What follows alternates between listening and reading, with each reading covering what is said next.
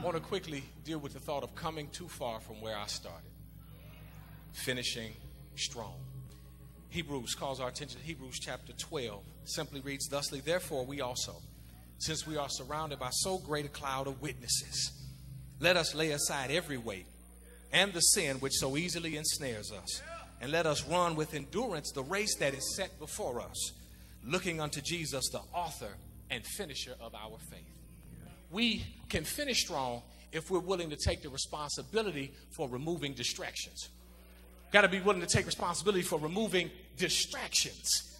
As I said earlier, this year marks the 4th straight year that LeBron James has taken his moving distractions piece to a new level.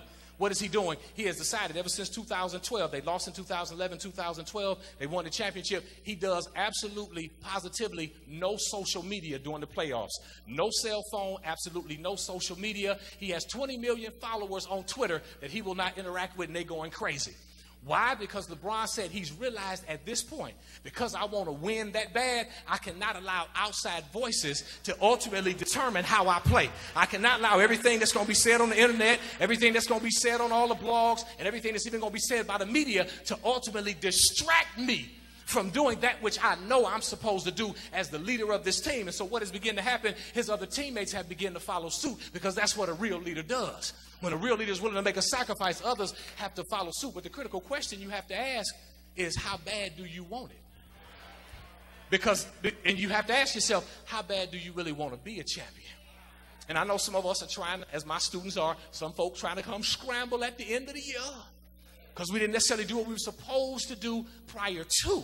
But even if that be the case, are you willing to get off Snapchat? Are you willing to not go to the mall? Are you willing? I know everybody having a graduation party. You may have to stay at the crib. I'm sorry. You may have to stay at the crib and prepare yourself for that which is coming next.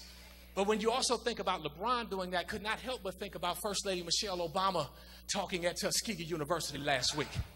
Because ultimately, her acknowledging the fact that racism still exists, her talking about her experiences as a black woman, but also her experiences as the First Lady and the way both of them have still been treated in light of the position that they have. But she ultimately ended the commentary saying, while those things exist and in multiple ways they may persist, we did not allow those things to become distractions from that which we knew that God had for us.